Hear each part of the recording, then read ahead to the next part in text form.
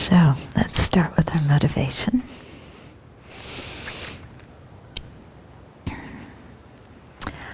So one practice I often do in airports, especially since I've been traveling a lot, and also in crowded places, is to look around at the people around me and say, these are the sentient beings whose benefit I'm working for. And there's always a certain feeling that comes when I do that, because these are mostly strangers, people I don't know. And yet, as the teachings say, we've been very intimately related in the past and have been kind to each other in the past. And so here I am again meeting them in a new circumstance, and at one time they're strangers, and at one time they're somebody familiar. But in any case, I've already dedicated my life to their benefit by taking the Bodhisattva vow. And so reminding myself of that when I meet all these new people, it helps bring forth that very expanded mind that is interested and cares for the welfare of others, no matter whether we know them or don't know them, like them or don't like them. And it helps to quiet down the mind that forms so many opinions about people just by looking at them. Because it's looking at people from a totally different perspective. The way that a bodhisattva or a bodhisattva wannabe trains their mind. And so this can, especially in the summertime when there's lots of insects around, spread to the insects that we encounter when we fly over the ocean, thinking of all the different creatures in the ocean who we'll never see and can easily forget about. And yet these are also sentient beings with the potential to become fully awakened Buddhas. So when we think about that, then we know we can't just forget about those beings.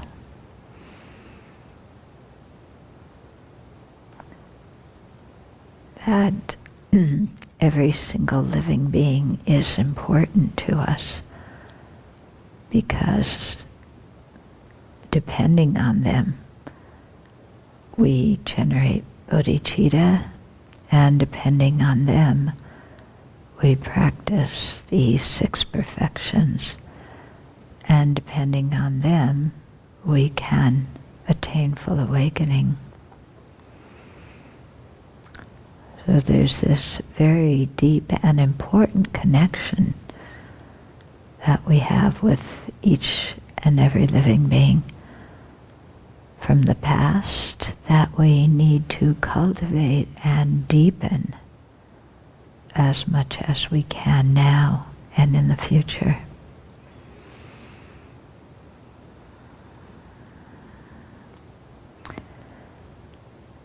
And to do that so that we have the inspiration and aspiration and energy to progress on the path to full awakening for their benefit, chiefly by understanding and then realizing emptiness and using that realization to cleanse our mind completely of all defilements and their latencies.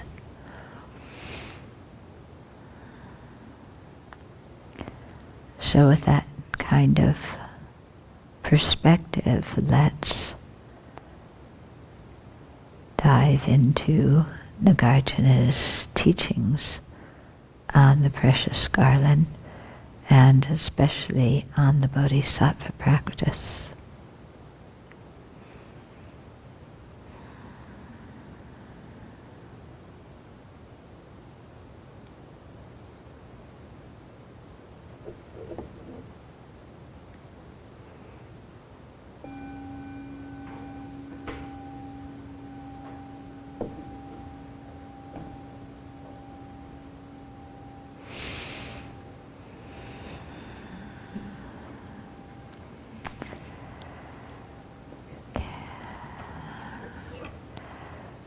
So,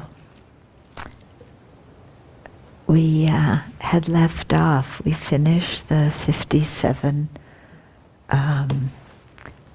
faults that Nagarjuna recommended that we do something about. So have you been trying to do something about them? Or did you just take your notebook and put it on the shelf saying, well, we won't have teachings on this for a while, so I don't need to look at my notebook? No, what? I looked at them, I'm kind of embarrassed to say that I have a lot more of those faults than I thought I did. Variations on theme, as far as pride and haughtiness. Concealment came up.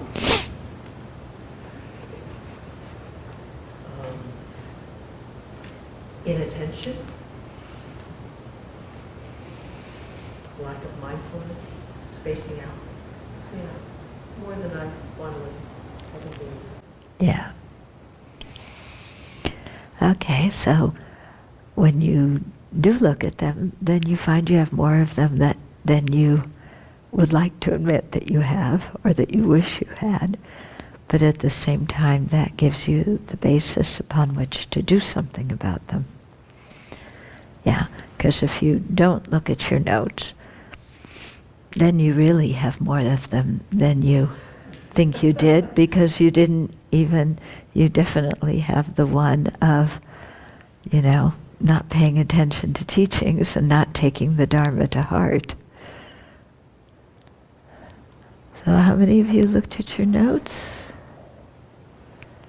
I got them looked at or studied. They're two different things. Let's start with looked at. How many studied? Okay, one person. I went through them. I meditated on a few of them the first 10.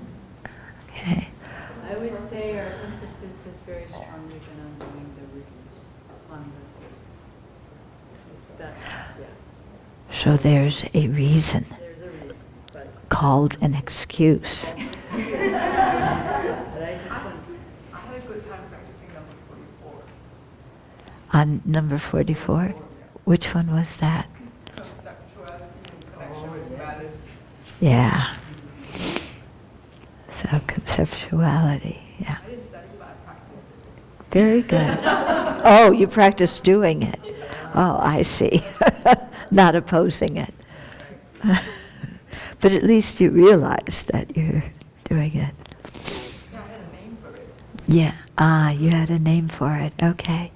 And that helped you realize and acknowledge what has been going on in your mind for a long time that you hadn't been able to identify before. Good.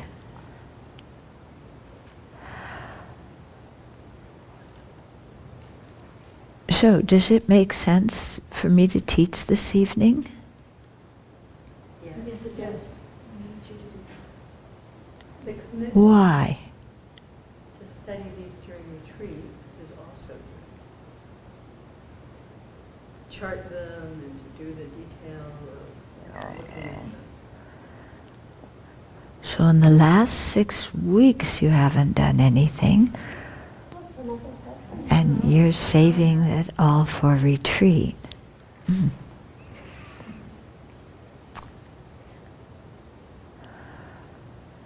So I'm expecting more out of you, in terms of this. So I'll teach this week, and then next week we'll see what happens. Maybe I'll ask you at the beginning of next week, and if people haven't looked at things, then maybe it's better to have a study session next week without me. One of the ones that did come up for me a lot in the past year is the pride of inferiority. I've been working a lot with my struggle around my capacity to understand all the teachings on emptiness. I generally don't have, I came up with a lot of it wasn't a healthy kind of regret, because I realized that the first few years here at the Abbey I was doing anything but studying. And then when I decided to finally make an effort at studying, then I came up with kind of a discouragement and a remorse about all the years that I'd wasted not trying. And then I came up with the idea that because of that, my capacity, now I'm doubting my capacity, and I'm struggling around my sense of my self-doubt. I generally don't have self-doubt when it comes to some of the teachings, but all the emptiness teachings this summer have been so amazing, but I've felt overwhelmed by how much I haven't been able to garner in my mind. And so I've come up with a lot of self-doubt, and then I've got this part that says, well, I'm not as good as I thought, and then I started tumbling into a pride that was really kind of putting me in a place that said I wasn't capable. Mm. So discouragement. Discouragement, but in a deeper way that I have had before, and it's been really hard to process. And are you able to see how that isn't just one isolated incident, but how this particular fault of one of the 57 plays out repeatedly in your life? I mean, in the sense of identifying, this is a fault that I've had for many years that I haven't recognized as a fault and have just completely succumbed to. I have seen that, and I actually thought that I had been able to work on it to where I was having a lot more inspiration, a lot more curiosity, a lot more interest. But I think with the emptiness teachings this year, I just found myself putting my expectations a lot higher than what I needed to. And then I used the discouragement now to pull away from doing any, I'm paralyzed. So what are you going to do about it? Well, what I did is I took a week off in Shantikatha. Mhm. I did a retreat on Manjushri, and I took Kensur Jamtak's book with me, and I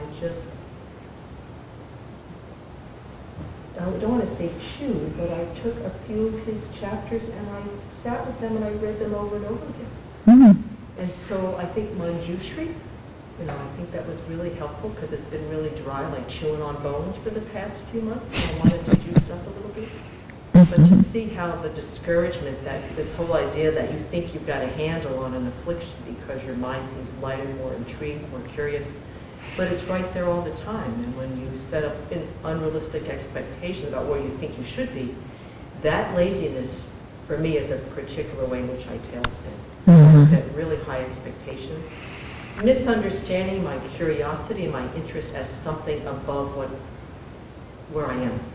It inflates my ability, and then I tailspin. Yeah.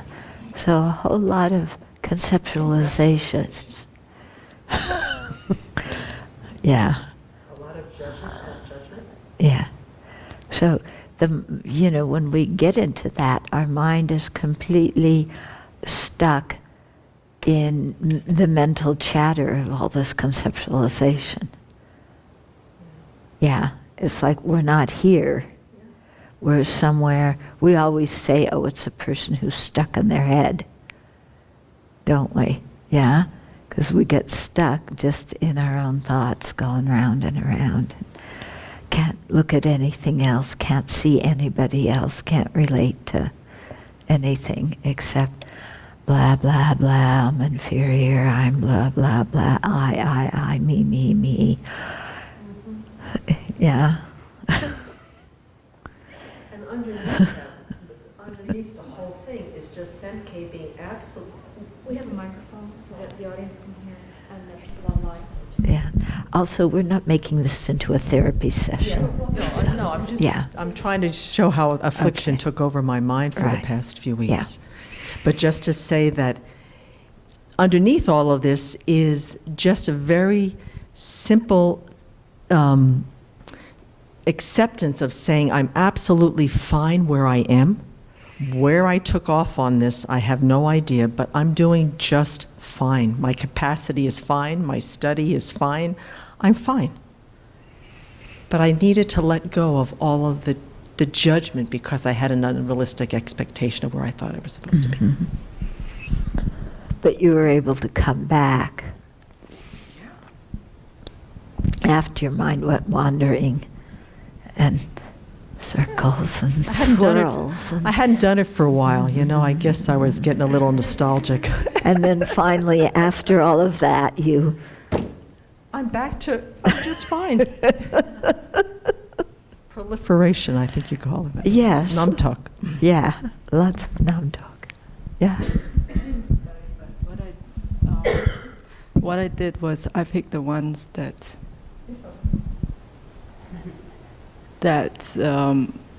I was feeling.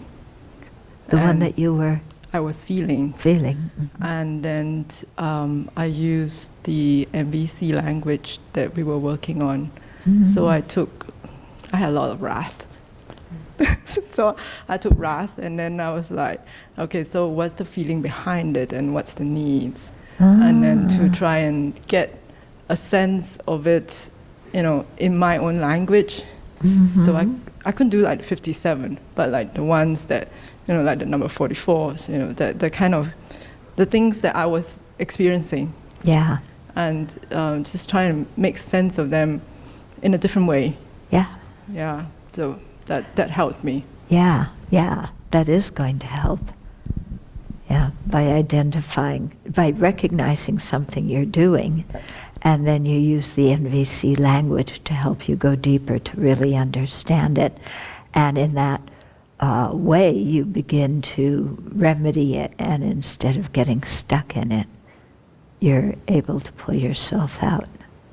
Yeah, there was a lot of fear, like when I go, like the wrath, it led to fear. Uh-huh. Yeah. Yeah, it's very interesting behind anger to find the fear, isn't it?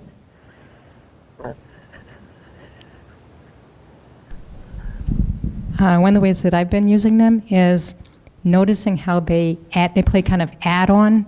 Like for instance, I might be feeling some jealousy, and then what happens is my mind becomes really miserly because I can't rejoice at what someone else's good qualities, and then I flip over into the inferiority, because why can't I do this? So I'm not so good. So then all these things would just keep adding up. So the way I've been using is to do that, and then to think about past incidences and trying to figure out what was like the primary affliction or something, and then what are all the other ones that added onto it. So what I've been able to do is try to watch my mind to see when something's arising, so I can stop it from going into the other ones. So that's how I've been using it. Yeah. Okay, so you've been able to look at how you start with one, and then it creates a whole web out of that. And so to stop spinning the web so much.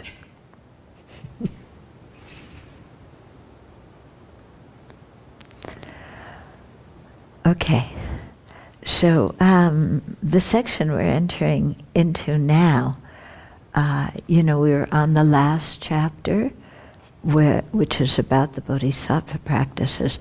And so Nagarjuna began that with talking about these 57 faults, so that we would know things that we need to work on, because if we're going to progress on the bodhisattva path, we have to, clean up our mind. So it's kind of like if you want to have a party and decorate the room, first you have to clean it before you add the decorations. So same with our mind, we have to clean it from these 57. And so then the chapter that comes next is about the 6 perfections and compassion. And so first he talks about them, what he calls in a temporal way, in other words, how we practice them while we're on the path, when we're still ordinary beings. And then he talks about how we do the 6 perfections as on the bodhisattva grounds. And then he talks about the qualities of a Buddha, so kind of leading us gradually, starting with how we are now, then on the bodhisattva grounds, and then at Buddhahood. Okay. So the idea is that once we have calmed those 57, then we're in a much better place to cultivate the good qualities, which he's now going to describe. And although the good qualities are numerous and limitless, they're getting subsumed into the 6 perfections. Okay? So we're on 434. A bodhisattva should forsake these faults. One with monastic precepts must forsake even more, since when one is freed of these faults, one can easily develop positive qualities. Okay, so the idea is that the more we free ourselves from the 57 defects, the easier it's going to be to cultivate the good qualities. And the more the 57 are there, the more we're going to be spending a lot of time going round and around in our mind with all this kind of conceptualization. and that conceptualization really prevents us from doing anything useful in terms of our Dharma practice. Have you noticed sometimes how much time you spend going around in your head just about this and that, thinking, what does this person think of me? What does that person think of me? Did I do this right? Did I do that wrong? What is this person doing? Why are they doing it that way? What does this all mean for me? Should I go here? Should I go there? What should I decide to do anyway? Or maybe I should do this other thing. Yeah? A lot of time just spinning, isn't it? Yeah? And not really doing very much with our mind. And we can even spend that time spinning in the Dharma. Yeah. That's when we think we're practicing. Let's see, I want to do a retreat on this. Shall I do the retreat here? Shall I do the retreat there? Maybe not that retreat. Maybe I should do this retreat instead. But before I do the retreat, I want to read this book and I want to study that book.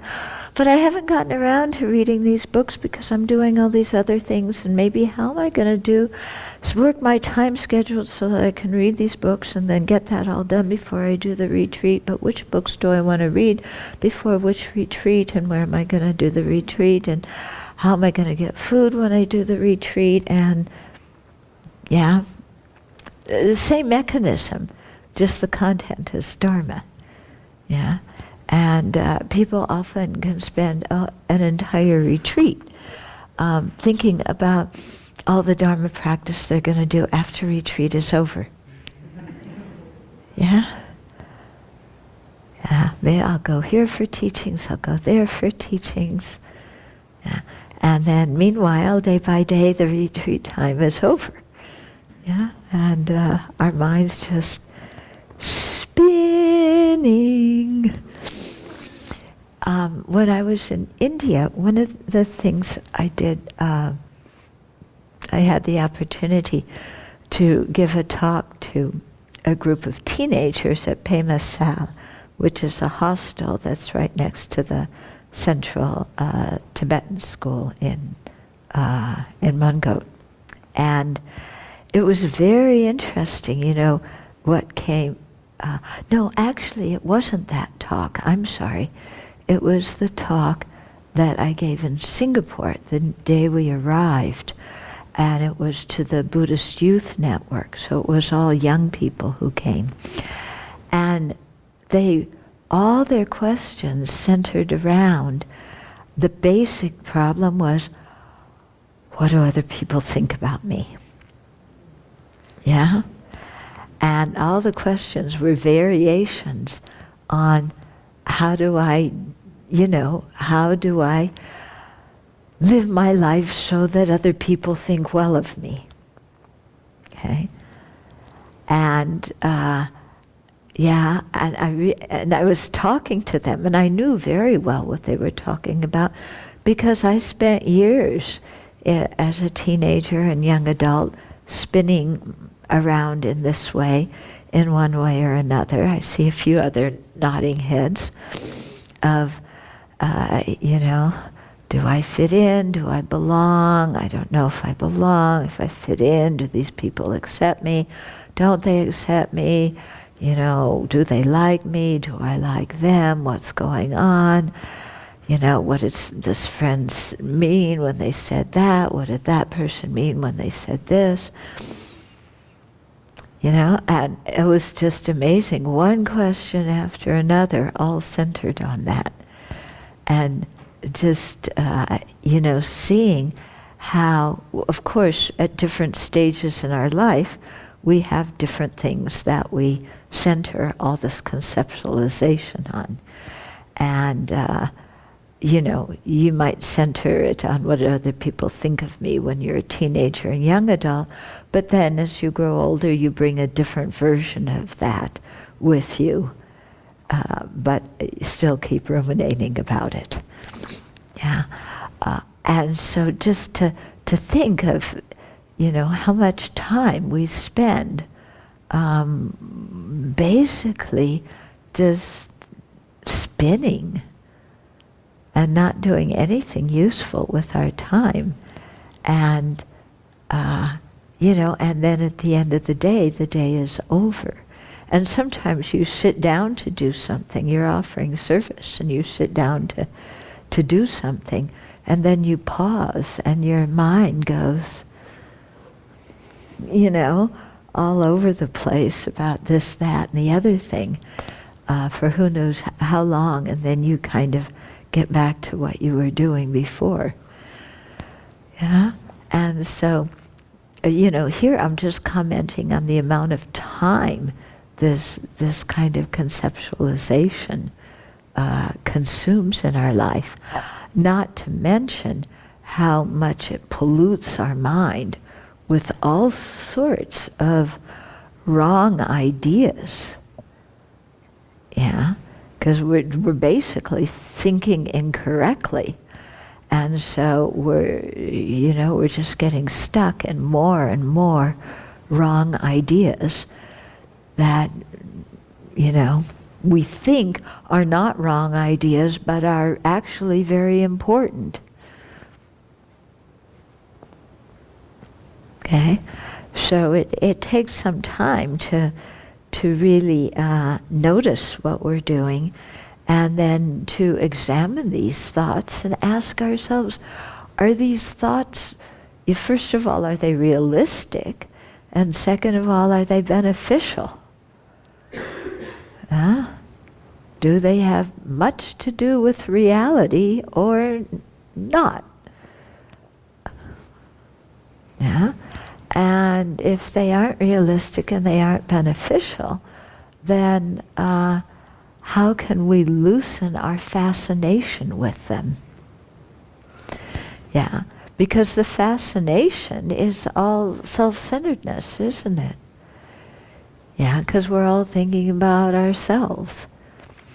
And that's why I like in retreats having everybody write their problem down and then put it in the bowl in the middle, and you have to pick up another problem and ruminate on that all retreat whenever you start to ruminate on your own stuff. Yeah? And it gets really boring thinking about somebody else's problem. But our own thing that we're captivated and fascinated with is so interesting. Yeah?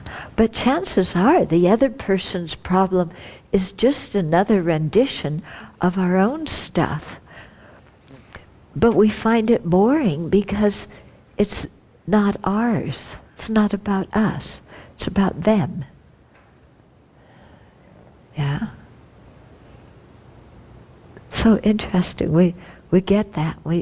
Your assignment is to ruminate on their problem, and you do it for, 10 minutes, and then this is boring. Why doesn't this person just get it together and drop this thing and get on with their life already?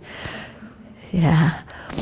But our problem, around and around and around and around, analyzing from this angle and that angle and here and there and everywhere, and yeah. And then our life goes by. Okay, so that's why he taught the 57 first, so that we can, hopefully begin to work our way through these and drop them, and then begin to pay attention to cultivating the virtuous qualities. Okay. So, what are the virtuous qualities that we should develop? They're in the next verse, 435. In short, the good qualities that a bodhisattva should develop are generosity, ethical conduct, fortitude, joyous effort, meditative stability, wisdom, compassion, and so on.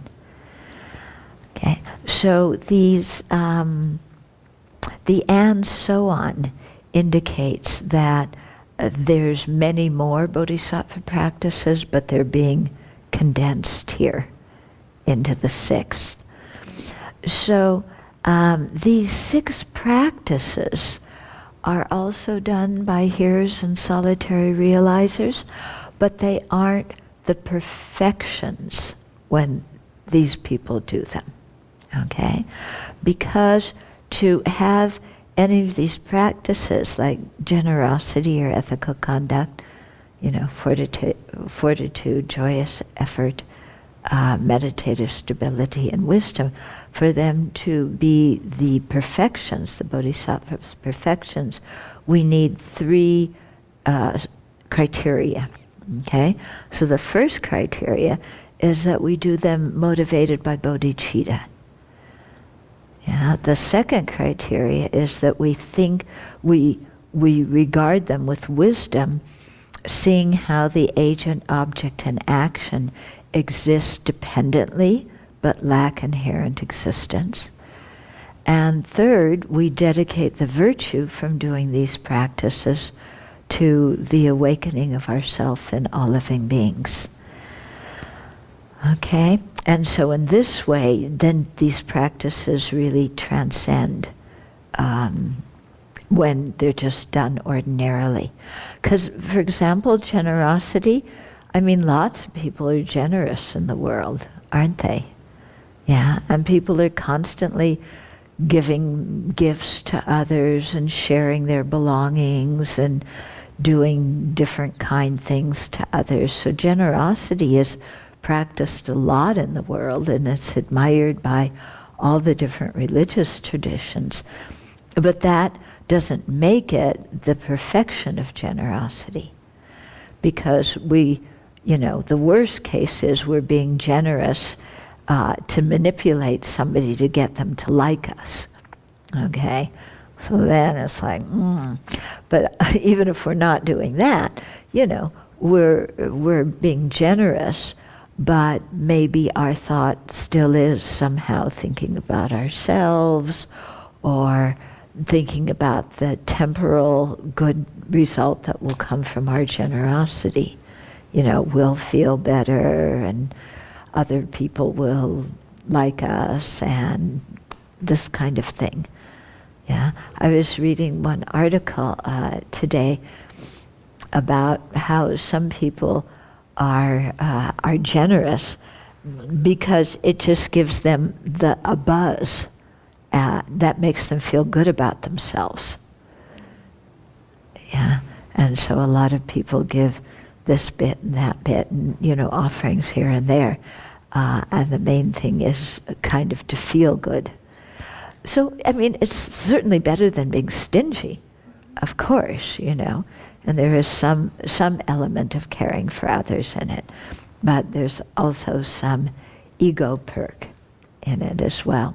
So, and we're going to suffer from that too, yeah, but like I said, it's much better than being miserly and stingy, but to constantly work at purifying our motivation and gradually transforming it into the bodhicitta, and doing this as something that, we're already thinking far ahead. I'm passing the catch-up to somebody, so that I can become a Buddha for the benefit of sentient beings. So really transforming even small things into bodhisattva practices by thinking about bodhicitta when we do them. Yeah, so that's one thing, to actually, take that time to do that. Yeah, like when we make offerings in the morning, do we just kind of take, the offering and put it on the altar and then go about doing our thing? Or do we pause for a moment and think, have a bodhicitta motivation and offer it, and then think about, the fact that we, as the one who's giving, the object that's being given, the recipient of the gift, the action of the gift, that all these things don't exist with their own inherent nature because they exist dependent on each other. Okay, and if we do that, then that fulfills the second criteria. And then after that, do we just walk away and then go have our cup of tea, or do we dedicate the merit? Yeah, either then or at the end of the meditation session that we do after we make offerings, to dedicate the merit properly for the enlightenment of self and others. Okay, so these are things, I don't know about you, but I hear this a lot, but when I really look at how much I actually take the time to do them, when I'm doing various actions throughout the day, that's a whole other ballgame. Yeah. So, hearing them a lot will have the effect, hopefully, of reminding us when something comes up to do these three parts, and thus transform whatever action we're doing to make it into one of the perfections. Or in our case, it's not actually, it's a similitude of the perfections, Unless you're a bodhisattva, then it does become the real perfections. Okay. Then 436 and 437. Here he's identifying what the practices are, the 6 plus compassion. Okay, so generosity is to give up one's wealth. Ethical conduct is to endeavor to help others.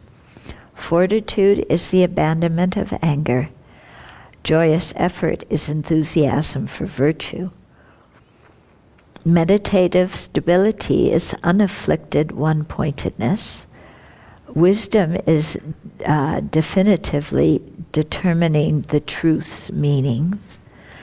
Compassion is a state of mind that savors only loving kindness for all sentient beings.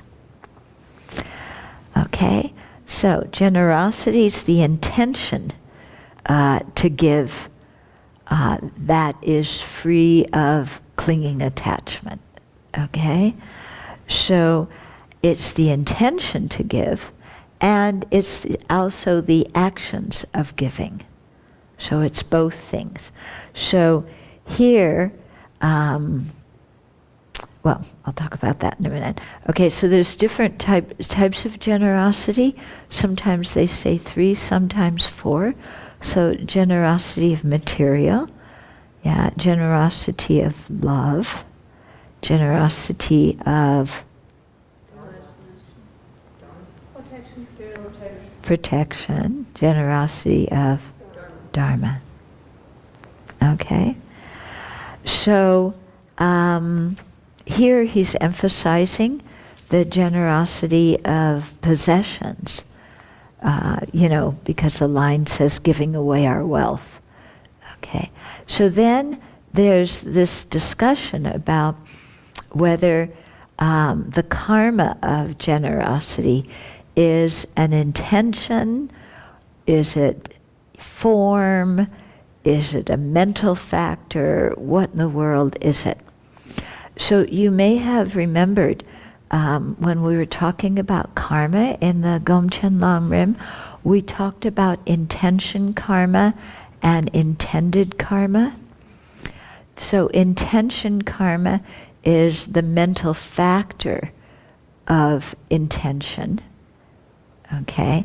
And if it's a virtuous action, like here, then that mental factor of intention and the primary consciousness that it's part of also are accompanied by another virtuous mental state.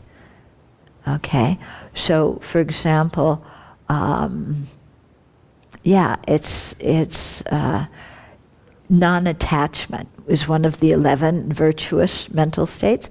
So non-attachment is a balanced mind that likes to share, that likes to give. Okay? So you have the primary mind with different mental factors. Yeah? The mind that likes to give, the mind of non-attachment likes to give, is a virtuous mental factor. And by its being present, it makes the primary consciousness plus the 5 omnipresent mental factors that are with it, it makes that whole thing virtuous. And one of the 5 omnipresent ones is intention. Okay? So it's the mental factor of intention that's accompanied by another virtuous mental factor that becomes the virtuous karma. Okay? And the non-virtuous karma is a mental factor of intention that is accompanied by a non-virtuous mental factor. Okay? So that's the intention karma. And that's called mental karma. Yeah? So for the Satantrikas and the Chittamadrans, that's how they define karma. In other words, it's that mental intention. Okay? Intended karma, okay, for the Vaibhasikas and the Prasangikas includes physical and verbal actions as well that are done motivated by that mental intention. Okay? It says also mental actions can be the intended karma. So those would probably be restraining from coveting, malice and wrong view, and then practicing the opposites of those things mentally. Okay? So the intended karma, okay, are the actions that are motivated by the intention karma. Can I ask? Yeah? Did I hear correctly that the Chitamatrans and the Sattrantikas, So. the action itself is not called karma? Yeah, it's the intention. It's just Yeah. the intention. It's the, yeah, for the Sautantrikas and Chittamadrans, it's the mental factor of intention that is karma. Okay? Yeah.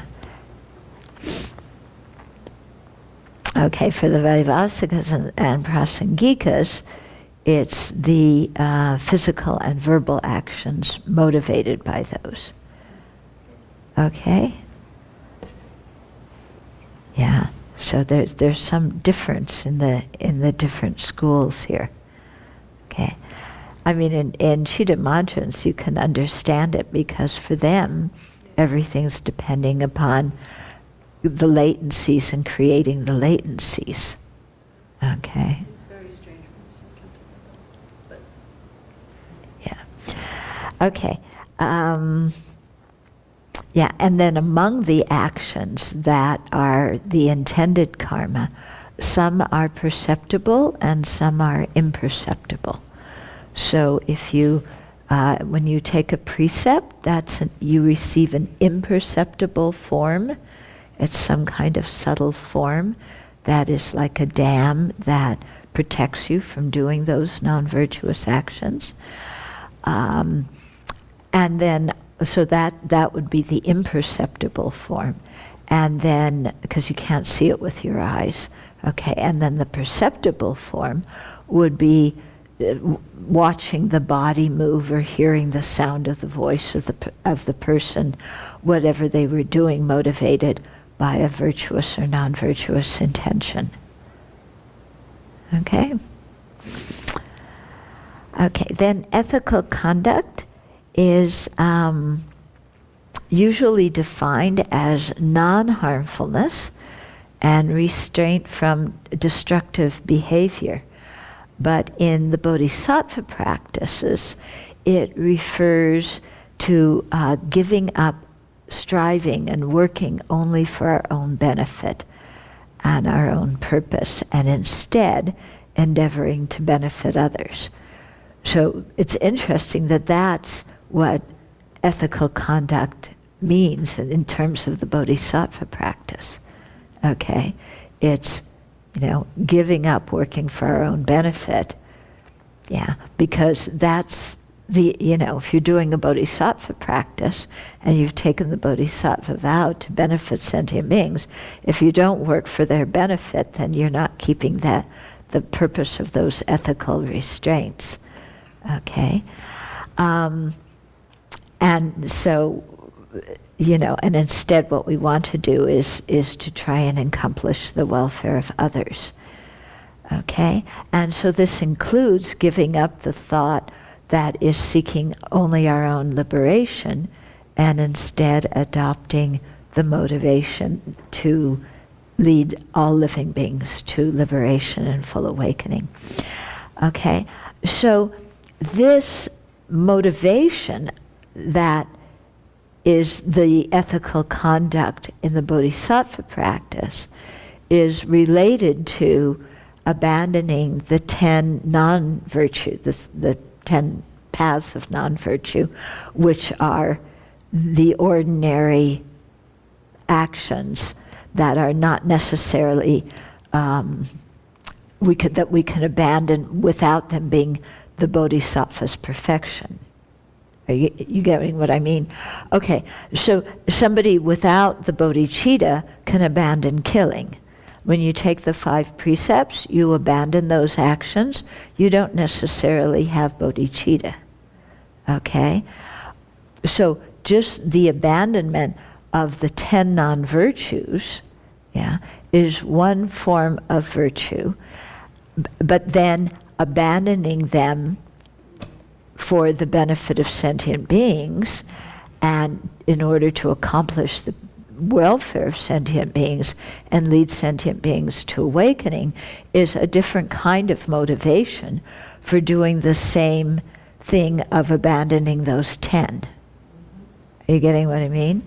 Okay, so those two motivations are fitting together, yeah, because when we do any of the 10 non-virtues, our motivation is working for ourself, and the result is damaging others. Yeah. When we change our motivation, then, our motivation, it benefits us, and it becomes a motivation that benefits others. Okay? So when you have that bodhisattva intention, then it helps you to abandon the 10 paths of non-virtue. And when you practice the 10 non-virtues, when you practice abandoning the 10 non-virtues with that understanding of what benefits you and what benefits others, that helps you in turn to generate the bodhicitta motivation. Getting what I'm saying? Okay. So, for example, if if I'm going to steal something, yeah, I could just say, okay, I'm not going to steal this because I'm going to go to a lower realm, and so abandon that. That's it. Okay? Or I could abandon that action of stealing by saying, the action of stealing harms me, it also harms the other person. Yeah, if I abandon it, it enables me to accomplish my own purpose by progressing along the path. And it enables me to accomplish the purpose of others, which is to be of benefit to them. And so therefore, with that kind of intention, I'm going to abandon stealing. Okay, so if you have that kind of mind, then that helps you generate that how ethical conduct is being defined here in terms of the bodhisattva practice. Okay, which is to abandon the negativities so that we stop harming others, and to do actions that benefits them, including abandoning the wish for our own liberation and working for the liberation of all beings. Okay? And so this same way of thinking can be applied when you think of the bodhisattva and tantric ethical restraints. Okay? So that transgressing them is motivated by self-centeredness, and instead we want to keep these ethical restraints for the benefit of living beings. Okay? Yeah. So do you see how that motivation is a step up from the motivation that you have when you're simply practicing the pratimoksha precepts? Yeah, which is often based on, I'm not going to do that because, I'm going to wind up in a lower realm. Okay, so it's a step up from that, enabling you to come again and again to the bodhicitta thought. Okay, so to protect us from non-virtue, which is the essence of the practice of ethical conduct, the Buddha talked about binding the senses. Okay, so what binding the senses means is being very mindful of what we want to pay attention to and what we don't want to pay attention to, and then having strong introspective awareness which monitors our mind and sees and checks up what are we paying attention to and what aren't we paying attention to. Okay, so this is going to relate to the discussion we just had on all of our rampant conceptuality, okay, because when that rampant conceptuality is going on, the mind, there's no introspective awareness, there's no mindfulness. And often what triggered all of that is something that we perceived with our senses. So we perceive an object with our senses, and then that starts this whole process of conceptualization about, I like it, I don't like it, and what does it mean to me, and what do they think of me, and blah, blah, blah, blah, blah. Okay? So then that brings up the whole topic, since all this, comes with what do we pay attention to with our five senses, to really this practice of binding our senses, which means taking care of, what we look at, and what we listen to, and what we're feeling, what we're smelling, what we're touching, what we're tasting, How much do we turn our attention to these objects and then get lost in conceptuality about them? Okay? So, for example, if you go, into town to do an errand, but in the process of doing the errand, you start looking in all the windows along the streets, or you walk past the restaurant and you see the photos of the dishes that they have inside, then, because you're not watching where you're putting your eyes, and your eyes are roaming the streets looking at all these other things, then it sparks a lot of non-virtuous thoughts, a lot of craving, a lot of attachment, maybe resentment because you can't have it or whatever, okay? Same thing with listening, you go to the dentist office and our dentist plays all the 60s and 70s, tunes that many of us know.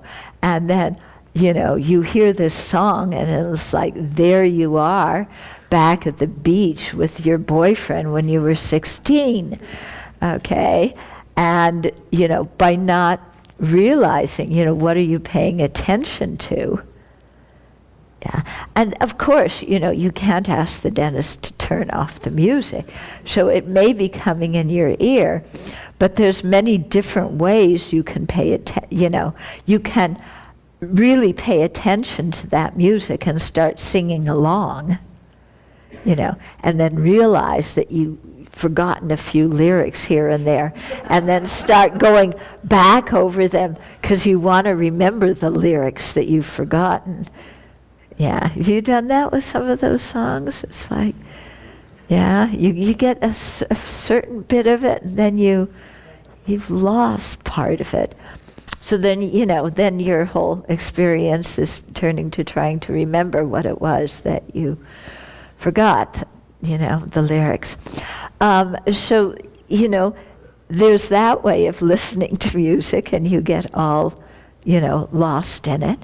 And then there's the way of just saying, okay, this is the old music, it's coming in my ear. I can't be in the dental chair like this. But, and these memories that are coming up, what an incredible meditation on impermanence, that here were all those things that I thought were so important that are gone. And look how easily my mind falls into daydreaming about them again, wishing to recreate them. So instead of your 16-year-old boyfriend, well, now he's your 30-year-old boyfriend, or your 60-year-old boyfriend, or whatever it is.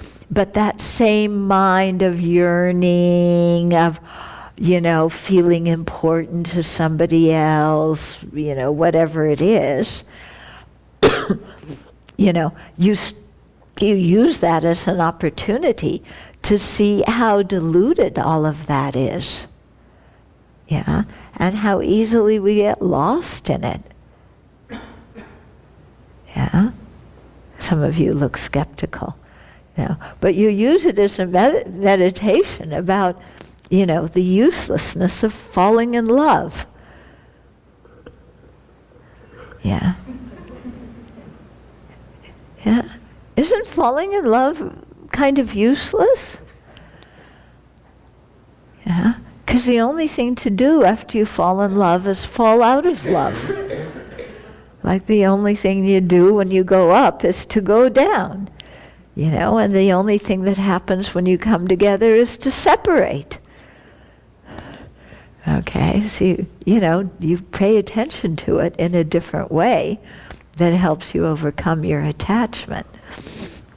Okay, but basically the thing is to be really careful about what we look at and what we conceptualize about it, because you may be looking, walking down the street, and then your eyes go all over the place looking at all the people. And then pretty soon it's like you see somebody, oh, that person's really good looking. And then conceptuality, blah, blah, blah, blah, blah, blah, blah. Okay? And, lots of negativity in the process of it. Yeah.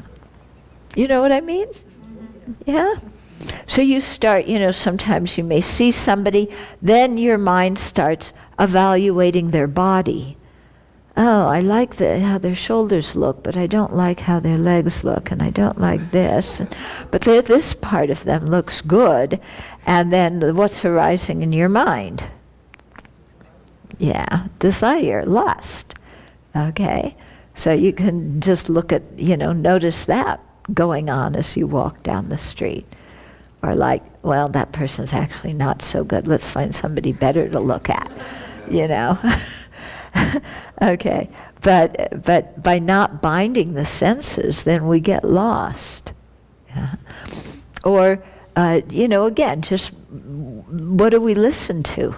What are we paying attention to when other people are talking?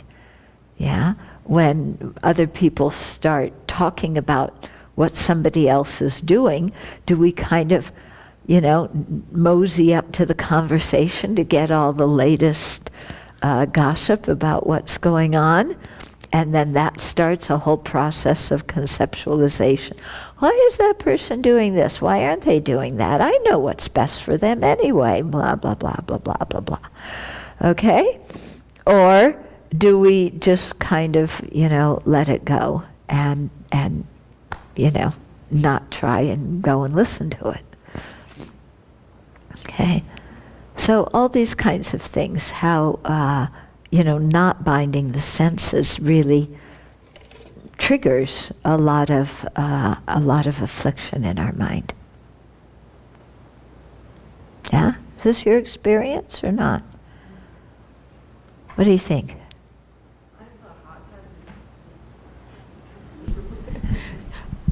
I struggle with this kind of between, when the afflictions are running, and then just trying to feel and what it is, versus, and then when I try and apply the antidotes, and the mind just fights it. And it's this last 1 month, what has been effective was just to self-empathy and just watch it. Yeah, because it's just antidotes just refuse to apply antidotes. There's what? Refusal to apply antidotes. Yes. Yeah, it's just Yes. And then once I start to accept that, okay, it's crazy in there, then sort of mind sort of calm down. Yeah. Yeah, it's not going away, but it's less violent. Yes, it subdues. Yeah. The reason why we're often resistant to applying the antidotes is because we haven't really understood at a deep level the disadvantages of the afflictions. Yeah, we're still rather fascinated by what our mind creates, and we're hooked into it. How we create angels and how we create demons. Yeah. And so the mind says, well, why should I change it? Yeah. Anyway, what I'm perceiving is real. Mm-hmm. Yeah. So you see how what I'm perceiving is real. Applying an antidote is just whitewashing something that's real. Yeah. My anger's real and this person is doing something wrong. And that's real. And I should be angry. And why are you telling me to apply an antidote? I don't want to apply an antidote. Yeah? I want to tell this person how they need to correct themselves. Or, gee, oh, that person's so good looking. Oh, that might be attachment. No, it's not attachment. It's warmth and connection for other living beings. On the Bodhisattva path, you have to feel care and concern for other living beings, and that's what I'm feeling, this care and concern, because they're really very good looking, and I care about them, and I want them to be happy. Yeah? And then why should I apply an antidote? I mean, that's stifling myself. Yeah? My natural goodwill towards others is arising. I don't want to stifle it. This is bodhisattva practice. After all, if you can't love one person, how can you love all sentient beings? Yeah? You have to start with loving one person.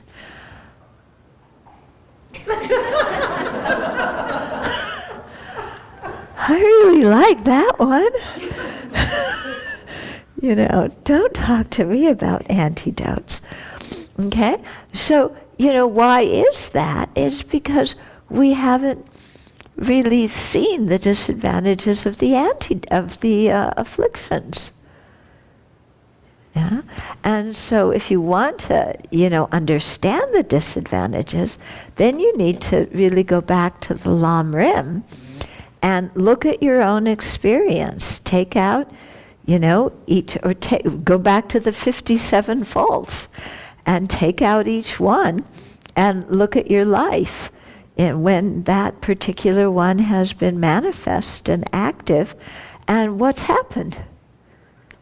Is this something that benefits you? Yeah? But if we don't do that meditation of really looking at how these mental states affect our life, if we don't do that meditation, then all this seems rather theoretical and there's no real wish to abandon the afflictions. Yeah? Mm-hmm. Years ago, many years ago, I would go walking with a friend, but we chose to walk in the rich neighborhoods. And so we did everything but bind the senses. So it was at night. We'd be looking in these very gorgeous homes at the artwork inside. And we would do this for hours. And this was like fun. And then we'd get back home and, so the end result was this huge craving for beautiful things that we were never going to have. And it eventually led to us scheming on how to rob a bank that was in the neighborhood, but we didn't go that far.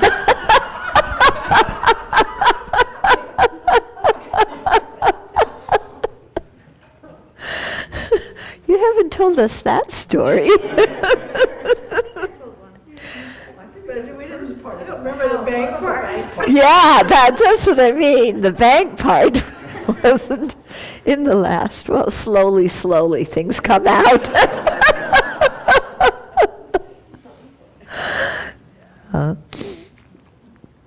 Okay. So, so really watching how we use our senses is quite important. Yeah. So I gave examples with seeing, but and hearing, but applies also to smelling. Sometimes you smell a certain thing, And it takes you way off to like last time you smelled that and what was going on, and either you hated it or you loved it, or, and certain food, have food reminds you of different things. There might be a certain, frozen bananas, frozen chocolate covered bananas. Yeah? That this reminds me when I was a kid and my family used to walk around Balboa Island, and this was a big treat to have frozen chocolate covered bananas. So, I yeah, you too. Yeah? Yeah? Yeah. And so then the mind goes off, oh, those days when I was a little kid with my mother and my father, and then, oh, my mother's life was like this and this and this and this and this, and my father's life was like that and that and that and that. And then, all this nostalgia because, I was 5 years old or 10 years old, and these sweet memories, but we all grow old and they're dead now, and, but I'm never gonna die.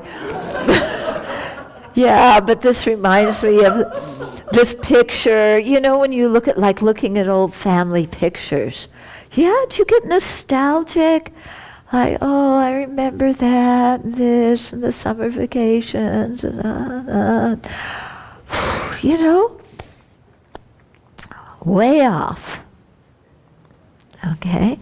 So, and it's just a chocolate-covered banana, that's all, That's all. And for somebody else, maybe chocolate-covered bananas have a really bad connotation because it's associated, they were at the beach with their 16-year-old boyfriend and they had a fight while they were eating chocolate-covered bananas, so they don't want to see anything of it.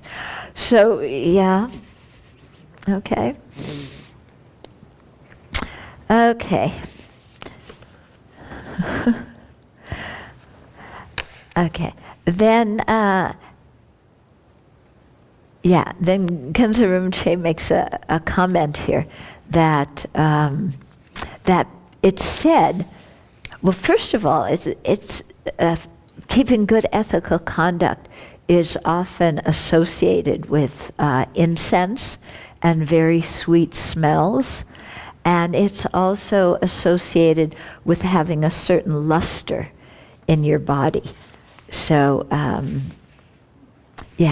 saying that people who keep really good ethical conduct have, they have a certain vibe.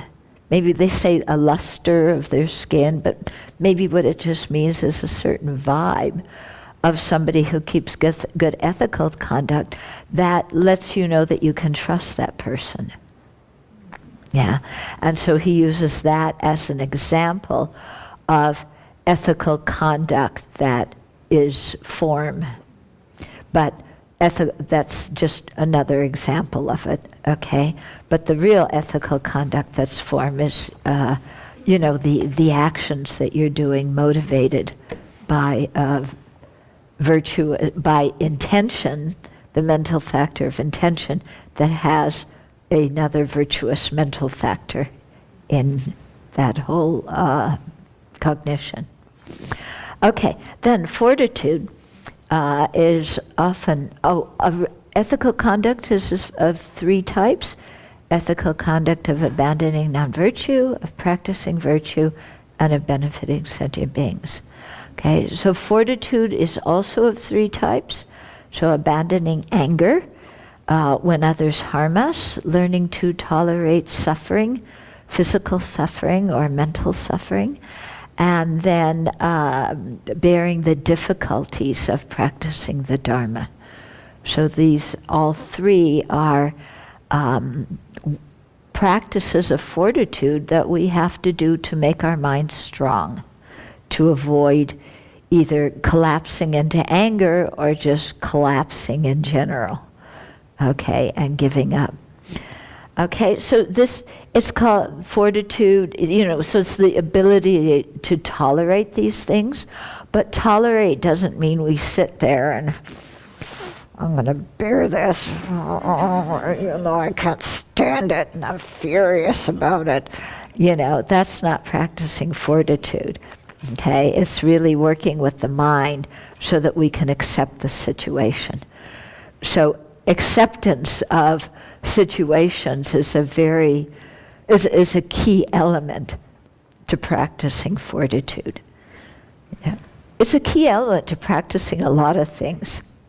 Okay, but especially with fortitude, because it might be, well, we're sick, and I don't want to be sick. I'm tired of being sick, but here I am. I'm sick. This has got to become my Dharma practice now. Yeah? Or this person's criticizing me, and this person's blaming me, and I'm sick of having people do that, and I'm ticked off at them, and I don't like it.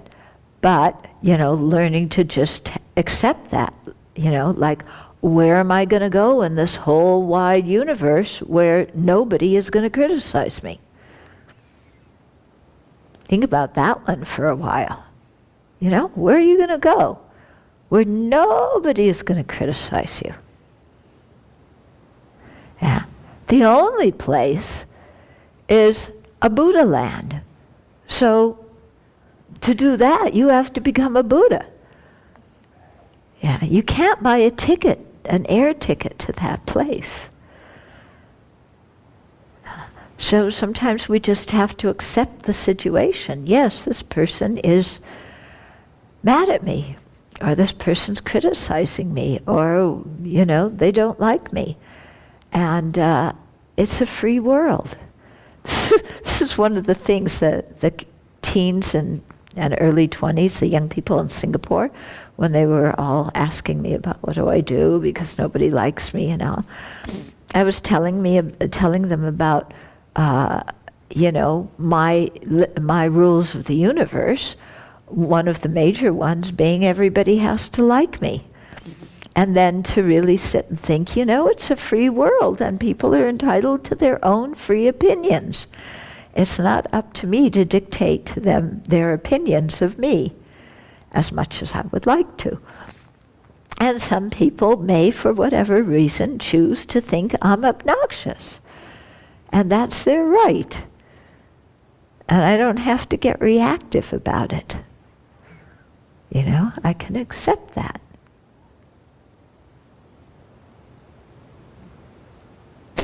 Maybe. No, but you really try and get yourself to the point, well, yeah, I can accept that. Because, like I said, where are you going to go where nobody's going to criticize? Huh? We're looking, yeah. And we go here and we go there and we go everywhere looking for the place where nobody's going to criticize us. And we can't find it. Yeah, because we're going to get criticized everywhere. And even if we found the perfect place, our internal critic is going to go to work. Yeah. And so who's worse, the internal critic or the external critic? Yeah. And that's a good sign that our karma hasn't yet carried itself off. That's a good sign. And the karma, of course, you carry with you, and you can be sure that wherever you are going, you will have it with. Yeah. You will face it just because it's your karma. It's not finished yet. If we've criticized others and we haven't purified that karma, the karma follows us like a shadow follows a body, and of course, that's going to come. Okay.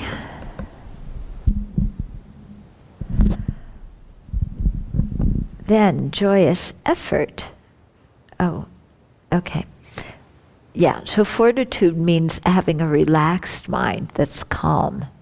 It doesn't mean, like stuffing your anger down and gritting your teeth and, okay, I'm patient now, but wait until I get my hands on that guy. No, it's not that. It's, looking at the situation differently so that the anger just vanishes of its own accord.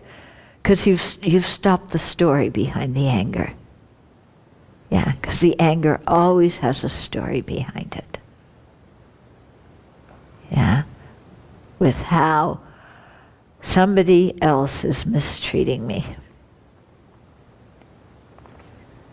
And sometimes people do mistreat us. But are we going to make that the story of our life?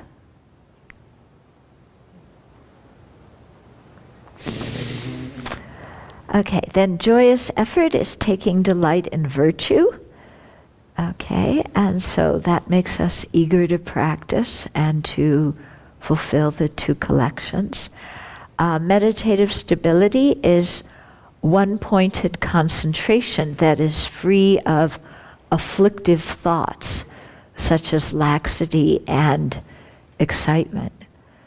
Yeah, so laxity and excitement, both non-virtuous thoughts that impede our ability to focus in our meditation.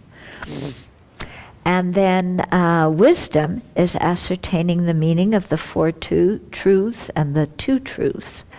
So that involves doing a lot of analysis and examination and investigation. And this wisdom is integrated with the aims of others because we want to use this wisdom to benefit others. And when we have the idea of using it to benefit others, then we have the bodhicitta motivation and we're integrating method and wisdom together in our practice. And then compassion, which is the last thing that we're told to practice here. So it's the mind that views all sentient beings equally and wishes them to be free of dukkha and the causes of dukkha. Okay, so compassion has a specific meaning here in Buddhism. Yeah, and especially here in the bodhisattva practice. Because in general, compassion means wishing somebody to be free of whatever kind of dukkha or suffering they have and its causes. But in the bodhisattva practice, it has to be based on viewing everybody equally and wanting everybody to be free of dukkha and its causes. There's some people now, there's a big discussion about empathy. And is empathy useful or not? Is it virtuous or not? And an example is given of, okay, you feel very empathetic with all the people in your own ethnic group, for example. Yeah, a lot of strong empathy for people in your own ethnic group, but very little empathy for people in a different ethnic group that have a different experience. Okay, now what happens with that? If you have empathy for people in your own group, but not empathy for people in another group, what happens? Create virtue on one side and negative karma on the other side. Yeah, so you might create virtue on one side and negative karma on the other side. Or your virtue might be based on attachment, in which case the virtue's greatly diminished because of the motivation. Okay, so it's quite important when we think of empathy, that it's spread equally to everybody. It's not just focused on one group and not another group.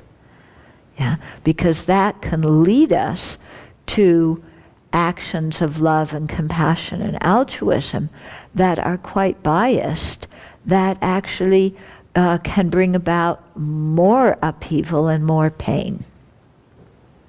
Yeah, if if you have great empathy for people in your ethnic group and no empathy for people in another ethnic group, then that's describing a very important person in our country right now.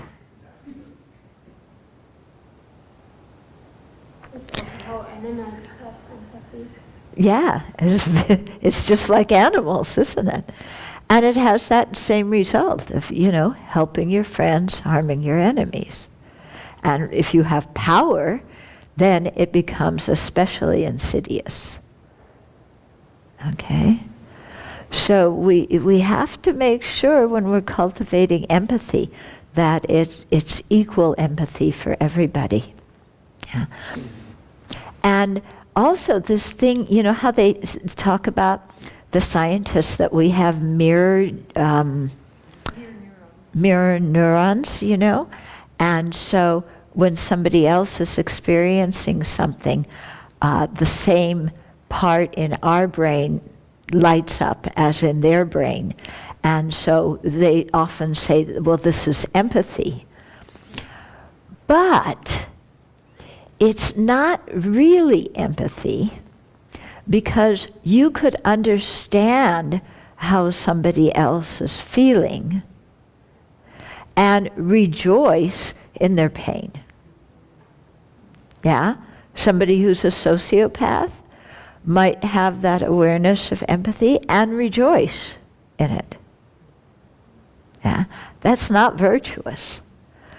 So these mirror genes, yeah, and the fact that they light up, yeah, when somebody, in us, when somebody else is having a certain experience, doesn't always mean that it's a good kind of empathy. Yeah? Because there's empathizing, understanding how somebody feels. That's one element. And then there's what you do with that understanding of how somebody else feels. Yeah. And do you create more bias and more obstacles or for that person, or do you create more opportunities for them? Mm-hmm. Yeah, it's quite interesting when you really get into it and think about it and what happens. Mm-hmm. That's why equanimity is so important. Yeah. That we start with. Yeah. Seems like it's one of those fluctuating. Go ahead. That's why it seems like it's so important to cultivate equanimity and to start with that, so that we level the playing field to begin with. Yeah. Yeah, very much. Yeah. I was curious, why is compassion coming at the back if it's a cause of bodhicitta? Ah. Yeah. That's interesting. Why is compassion coming at the end of the 6 instead of at the beginning of the 6? I don't know. Maybe it's talking about compassion, especially, and they mention it afterwards in terms of integrating it with all the previous ones. I don't know. Yeah.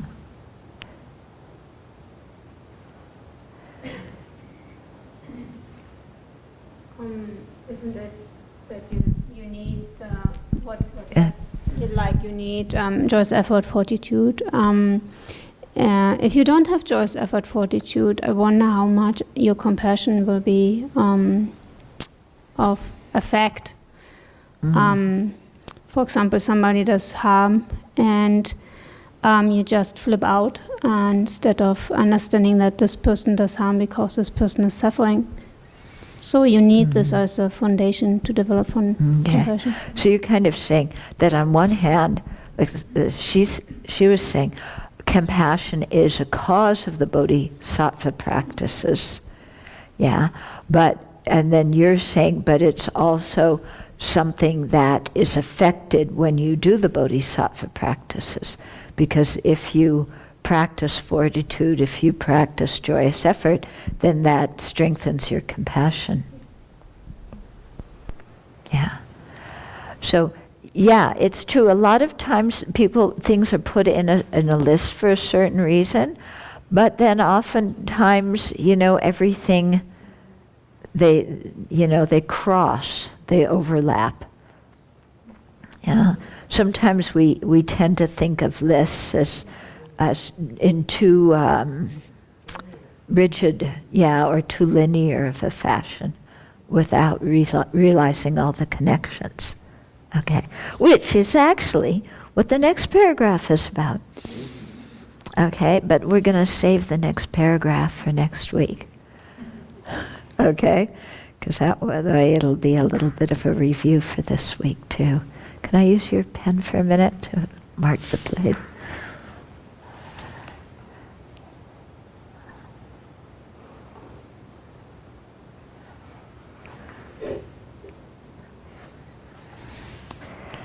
Okay, any other questions?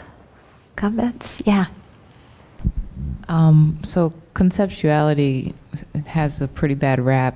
I'm just wondering, how could you use it skillfully? You mentioned asking it, is it realistic and is it benefiting others? But it seems like everything we do, we conceptualize first. Yeah. Okay, so conceptuality can have many functions, and we need conceptual thought to practice the path at the beginning, because it's not like you sit down and instantly have direct perception of emptiness, or of anything for that matter. So, even listening to teachings right now, we're using language and conceptual thought, aren't we? And we're using it in a virtuous way, and it's important that we use language and conceptuality in this way. Yeah, when we talk about sometimes conceptuality and conceptualizations, then we're talking about how we spin out, and what we also call proliferations. Yeah.